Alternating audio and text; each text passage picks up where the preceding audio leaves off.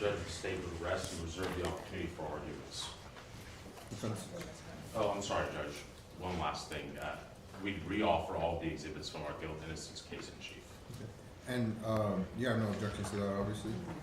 No, we do not, Judge. Minus your prior objections to some of the exhibits, of course. Correct. So the evidence in the case in chief of the state will be admitted, noting all prior objections, and I've taken the liberty of seeing some of those exhibits already as I reviewed the case last night. Defense. Your Honor, we call Martha Knight Oakley. Who's that, sir?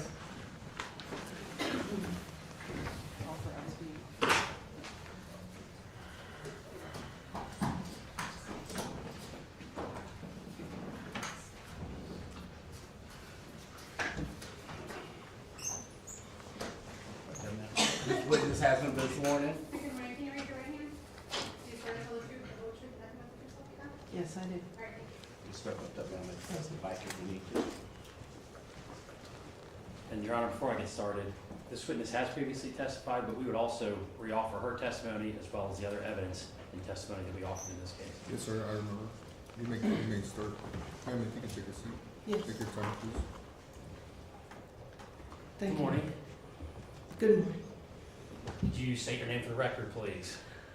My name is Martha Knight Oakley. And are you the same young lady that testified a few days ago in this case? That's correct. All right. Mrs. Oakley, I want to talk specifically about a few areas, okay? First of all, tell the judge about Megan Elliott. I've known Megan since she was born, along with Ben. And I know several things to be true about Megan. One is she always spoke the truth. She would tell me what she wanted me to hear, whether I wanted to hear it or not. And I love her for that. She was forthright. I know that she was also a person who lived her life with compassion, with empathy, with a strong, fierce sense of fairness and justice. And I know that she would have been shocked at the verdict. Judge, I'm going to object. That's improper at this time. Defense. Well, I'm asking about their complainant, Judge, and I think she has latitude here. This is not in front of the presence of the jury. I understand the rules, and I'll take what I can into account, but I'll let her speak for peace. And as someone who was sitting in the courtroom during the closing remarks of the prosecution. That I won't allow it without objection. Let's stick with the Okay. question and answer. What's allowed. I'm sorry, I'm not sure I know Ma'am, exactly. you're fine. what's allowed. You're 100% fine. I just have to follow the rules and I will. Mhm. And I think it's going beyond the rules. And the defense knows how to ask a question. I'm sure I'll ask a question that I could use or hear. Martha, I want to talk about Megan's personality, okay? Was she strong-willed? Yes, If something was happening behind closed doors in her home, would she be afraid to talk to you about it? no. Okay.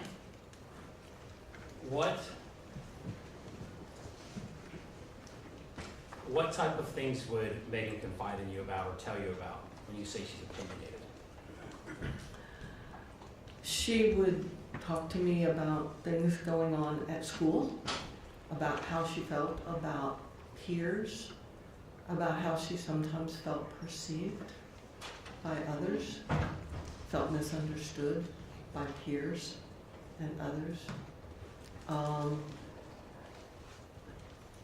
She would talk about things she loved. She would talk about things that she thought I should do differently with my own family, or my own pets, or my own things that she observed, and she did it with love, but she did it. Now we are in punishment phase of this trial. Knowing Megan and knowing her personality, and if you could give the judge some feeling or understanding on what her thoughts would be at this point. She would be heartbroken, sad, angry at the fact that we are sitting here today in a sentencing hearing.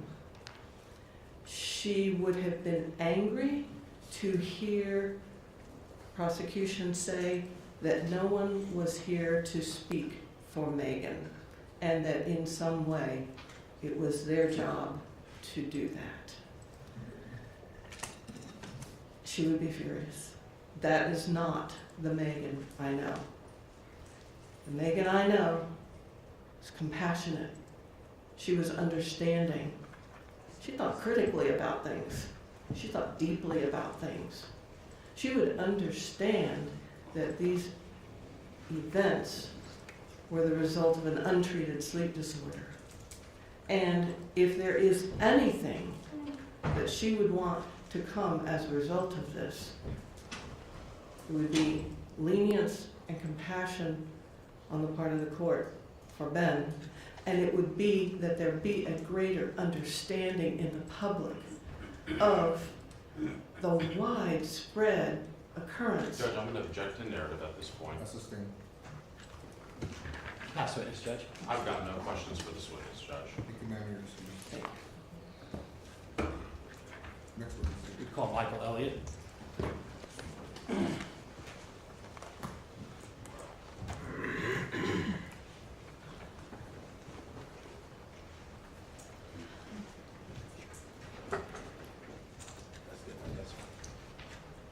Hold on right there.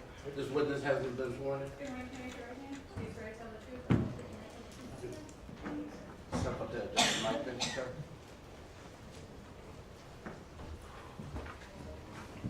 You may proceed, sir. Thank you, Your Honor.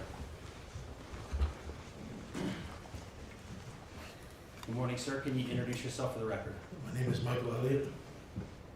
You're Ben's dad. Yes. I want to talk about some reactions Ben has had since his arrest in this case, okay? First of all, it was under my instruction, Ben not talk to you about what happened, correct? Yes. All right. With those instructions on Ben, how did it weigh on you and him and y'all's relationship?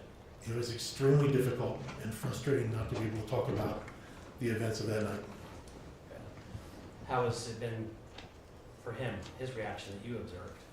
He has been frustrated, he's been angry, he's been incredibly sad, he's broken down literally on the floor screaming.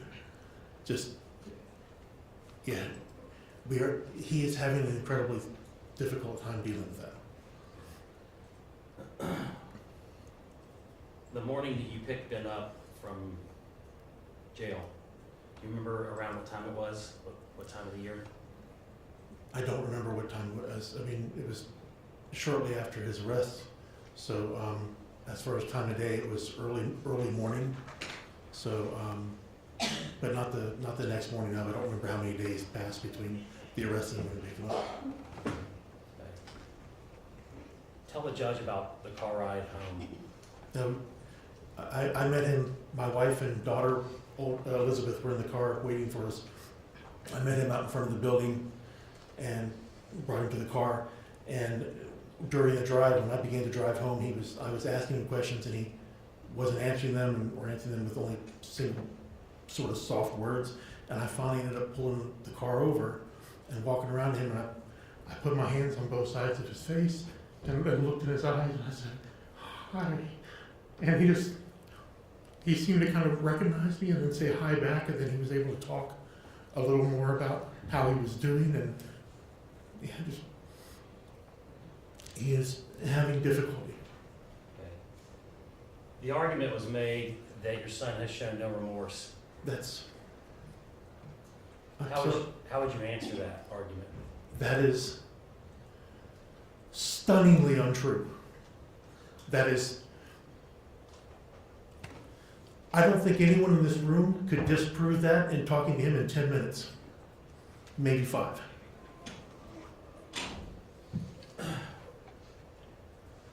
Tell the judge your last memories of your daughter and what those were.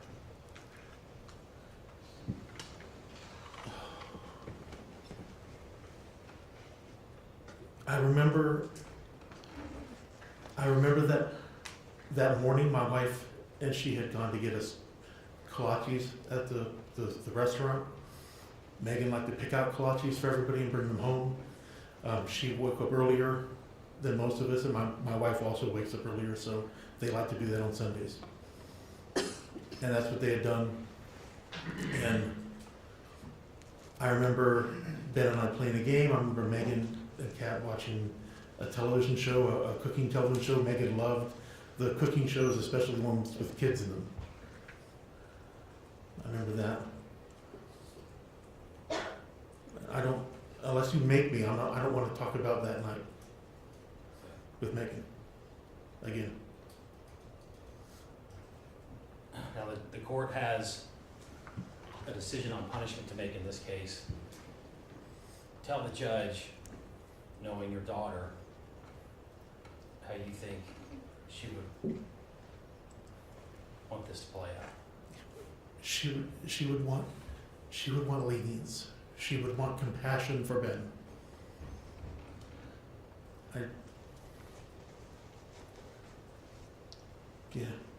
She would want compassion for Ben. I don't want to reiterate what Martha said, but yeah, she would be very angry at this.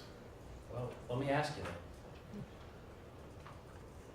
How would you respond to the accusation that we don't know what goes beyond closed doors at your home? I don't know.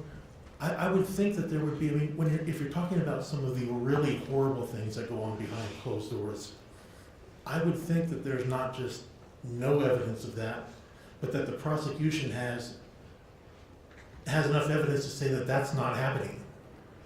I don't know where the accusations come from. Judge, I'm going to object to narrative at this point. Question answered, please. Okay? If you mentioned if the prosecution had evidence, what do you mean by that? And I'm going to object as improper at this time, Judge. Mr. Rooker. Judge, this was raised in closing argument. It goes towards any guilt decision you're going to have to make is an allegation not only of the crime, but ancillary matters going on at the home. That was brought before the jury and it's on the record, it's before this court. What I do know is that it was alluded to, but I saw no evidence of it, like zero evidence, so I don't know how deeper you want to go to, but that's not it's not in my thinking process because there is no evidence. We're a court of law. I mean, I'll be very frank.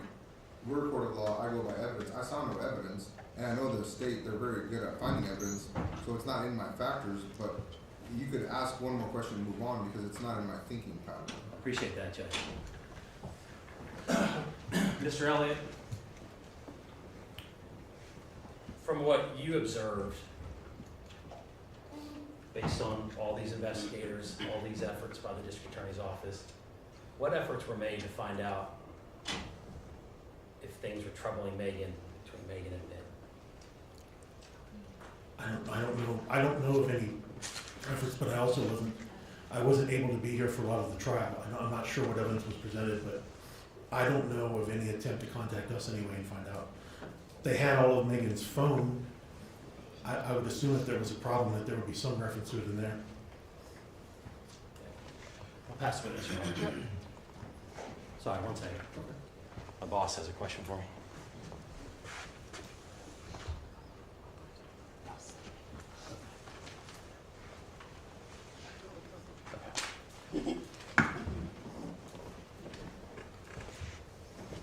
Michael, I believe you brought this up in trial briefly, but you mentioned Ben had been sleeping with an alarm on his door.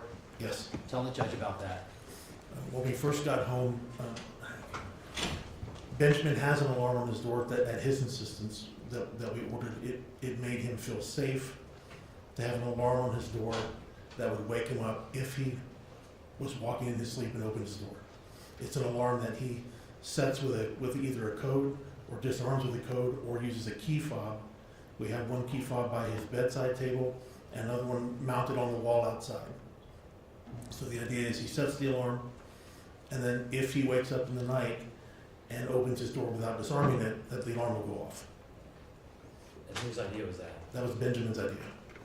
Before that, we were sleeping, I was actually sleeping in a chair with the back against the door of the bedroom that he and my wife and I were sharing. Okay. Did Benjamin express fear to you about going to bed? Yes. Pass witness, Judge. Mr. Elliott, I don't want to belabor the point, but you were interviewed by the Harris County Sheriff's Homicide Division, Yes. and they did ask you for any direction or understanding of Benjamin's sleep disorders or mental health issues at that time. Yes. And they did ask you to provide them with any information that you knew. That I knew at the time. Correct. Yes. So like staying up and playing on his computer would have been something that you probably should have told them. I mean, I don't see staying up and late and playing on the computer as unusual at all for a 16 or 17-year-old boy. I'm not sure what your experience is. That hasn't been mine. Okay, but your experience has been that since Benjamin put an alarm on his door, he has or hasn't slept well. It's not the alarm that does anything with his sleeping. The main thing has been the CPAP machine that has allowed him to sleep.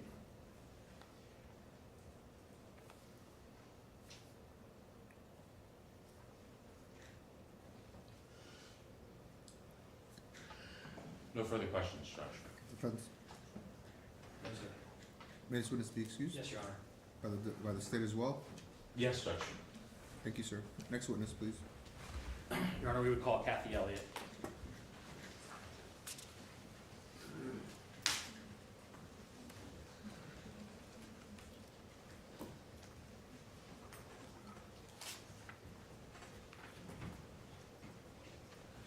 Let's go back in now. This witness hasn't been sworn in? Do you swear to tell the truth, the whole truth, and nothing but the truth? Just step up there, just the mic you need to know.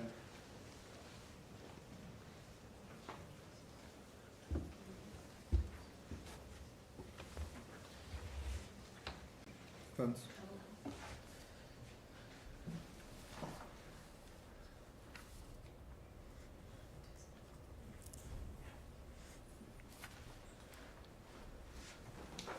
May I proceed, Judge? You may.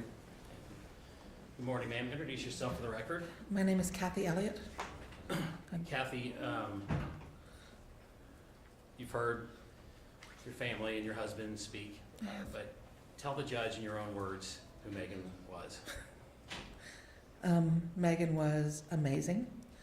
Megan had difficulty making friends sometimes. She was starting to come into her own and had several online friends that she felt more comfortable talking to than friends at school in real life. She was an artist, and her art helped her better express herself. She wrote poetry. She wrote lots of poetry, actually, about not feeling accepted by peers.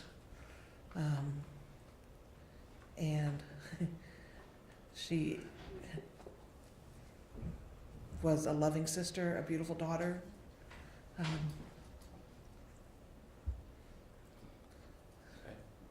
Tell the judge about Ben.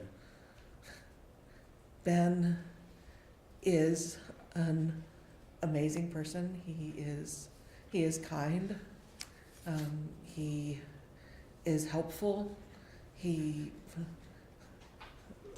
looks out for people. He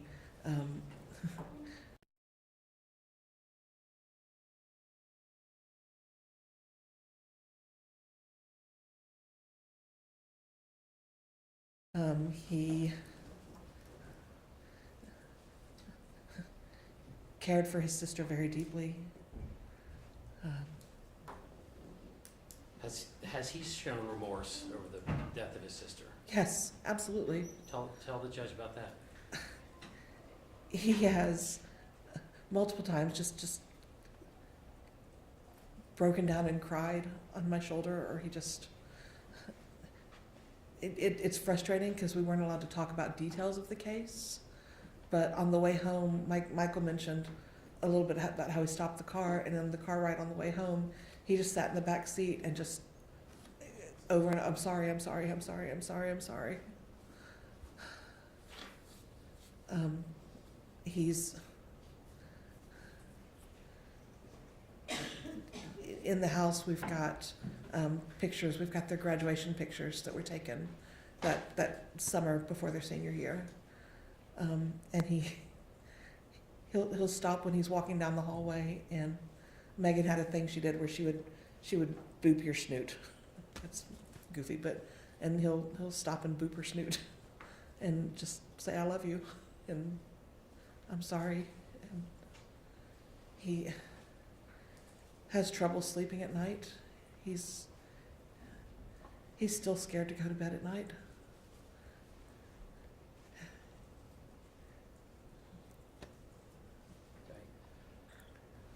Okay.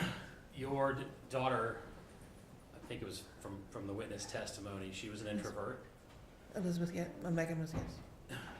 So tell the judge there was a time period where Megan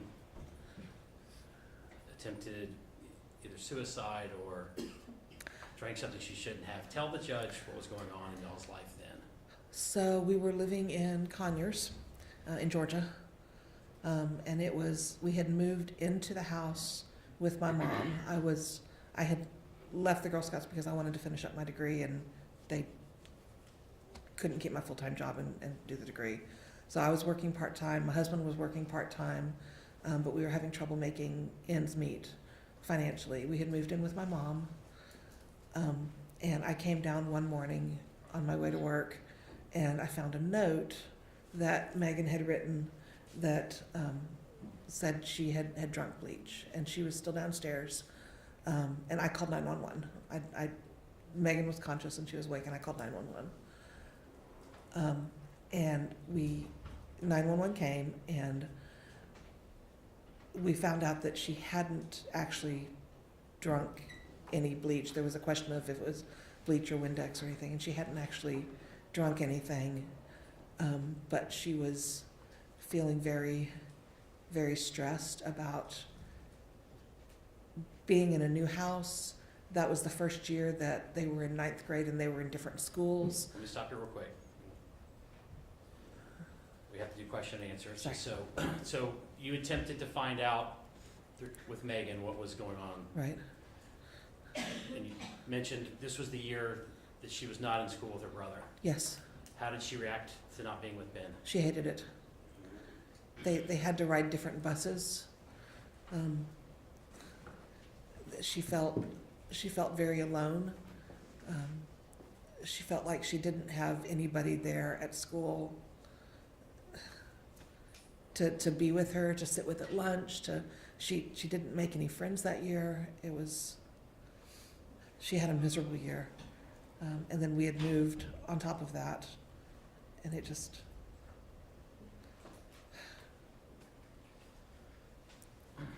Mrs. Elliott, judge has a difficult decision here to make. How could you guide him as far as how Megan would like to see Ben's outcome? Megan would boop his snoot, and she would want to see him get help so that we can make sure that the sleepwalking never happens again. She would want him to come home. She would want him to be with family. She would want to give him a big hug.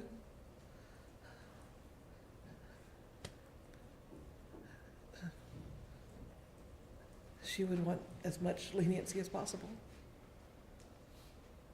She would hate this.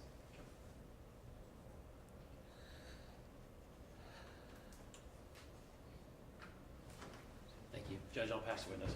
Steve, No questions, Your Honor. may this witness be excused? Yes, Your Honor. Thank you, ma'am. Next witness, please. We will close, Judge. Both sides rest and close. Both sides of Russian Post, Judge. Would the court mind giving us just 5-10 minutes briefly before arguments? Is it okay with the court if we split the argument again? I'm sorry, I didn't hear you, ma'am. Is it okay with the court if we split our argument? Oh, sure. How much time do you all need anyways? 10 minutes? I mean, I'll just let go. I mean, that's, Judge, I don't anticipate us I know. speaking very long. no, just take your 5 or 10 minutes. And Thanks, Judge.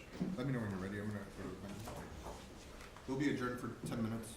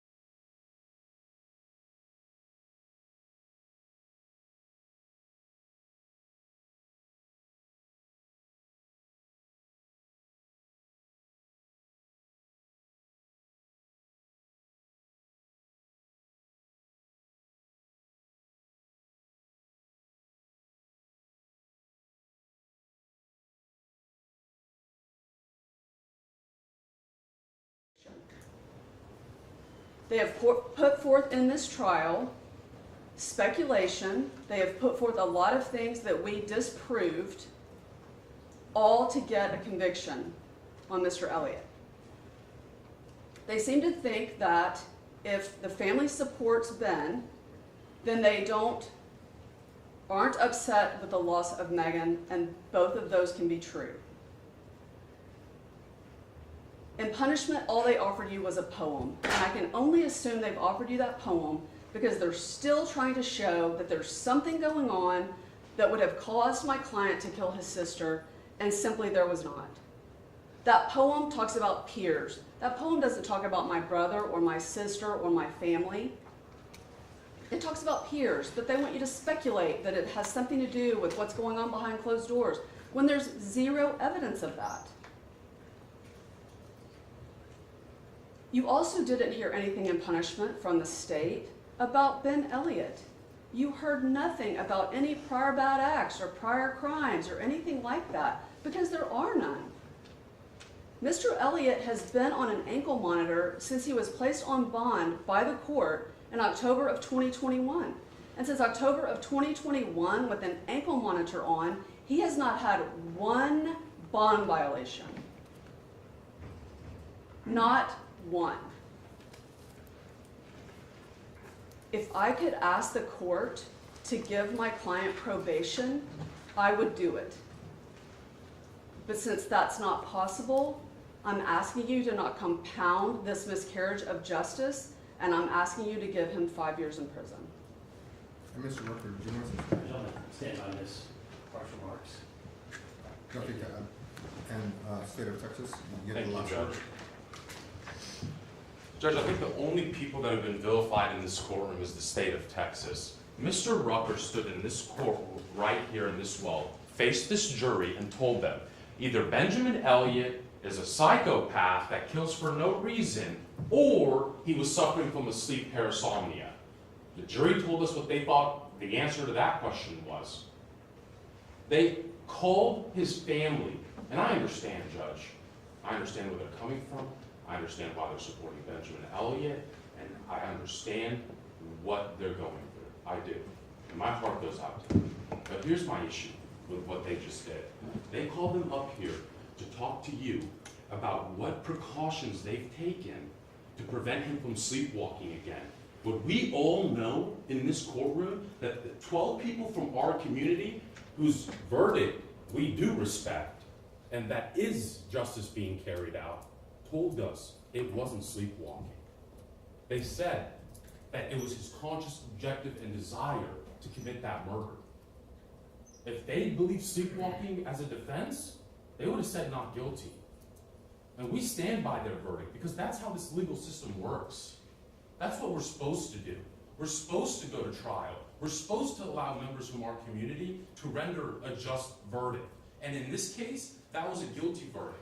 But not only did they reject the sleepwalking theory, this is what that tells us when they say that. That means, Judge, that at 4:28 p.m., the afternoon before this offense happens, this man set an alarm and deactivated at 4:01. And he's conscious and he's awake and he's not sleepwalking. And then that means he unsheaths that knife after pacing back and forth to his sister's room to see if she's awake, and he commits a heinous crime. They keep talking about the fact that we don't have a motive, but that isn't the same as not knowing it.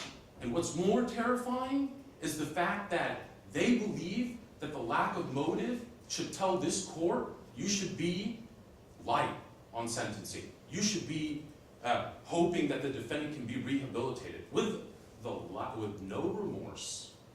With no remorse, there can be no rehabilitation. And I don't have to tell this court whether or not the defendant was remorseful. Your Honor's been presiding over this whole trial. We went through autopsy photos of his sister that he stabbed in the neck twice.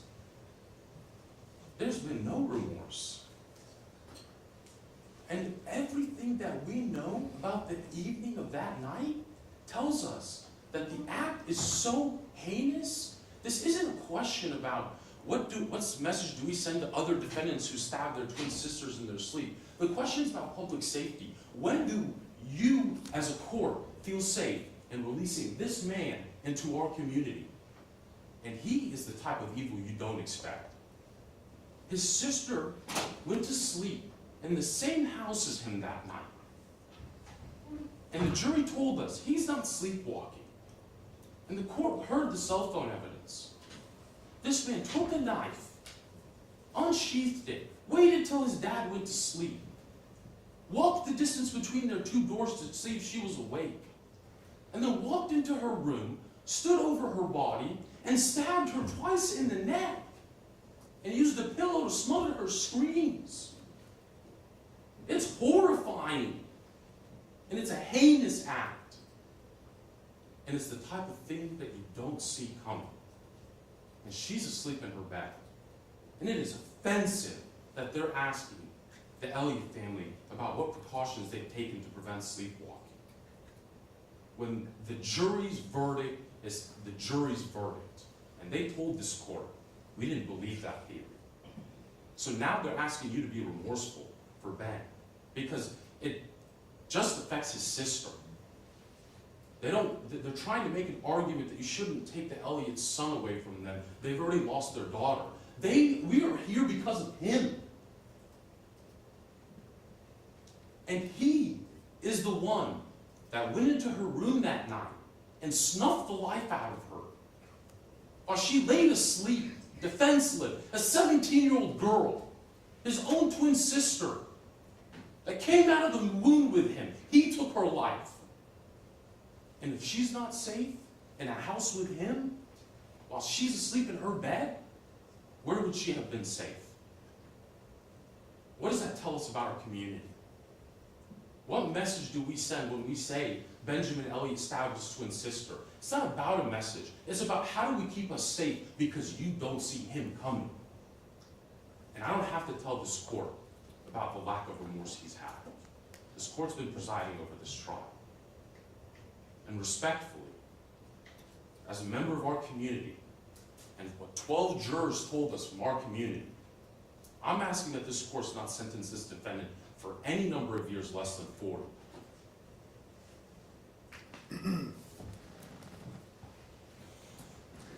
When assessing punishment, I look at many factors that help guide me. This is a wide range of punishment, 5 years, 99 years, or life. I look at the criminal history of the defendant. I look at similar cases with fact patterns and what juries have decided, and there's none. I mean, we could all agree on that. And I've looked. I look at what the jury has told me, and the defense, they did not agree with your defense. I'm sorry, they didn't.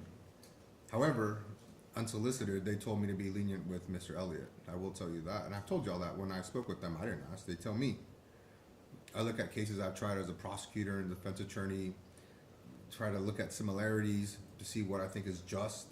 I look at mitigation in this case, and there's mitigation. I mean, there is no criminal history. He seems to be portrayed as a nice person. I can't argue with that. I look at aggravated circumstances. The complaining witness, she was young, she didn't deserve what happened. I look at how the defendant behaved on bond.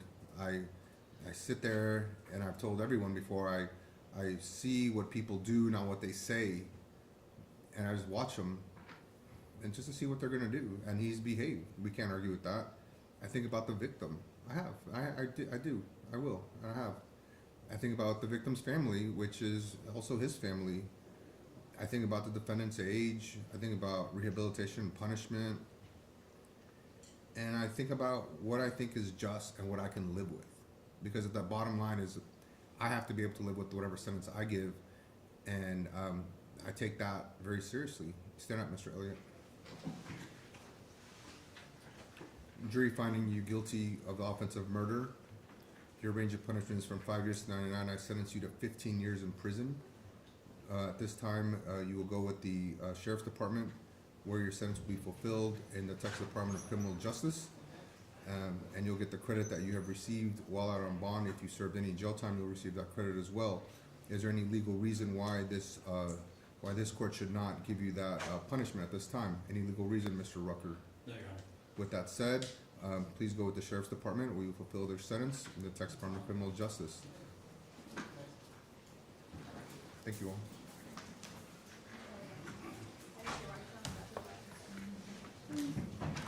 I don't expect anyone to be happy with this. Everyone loses. We respect the court's decision. Everyone loses.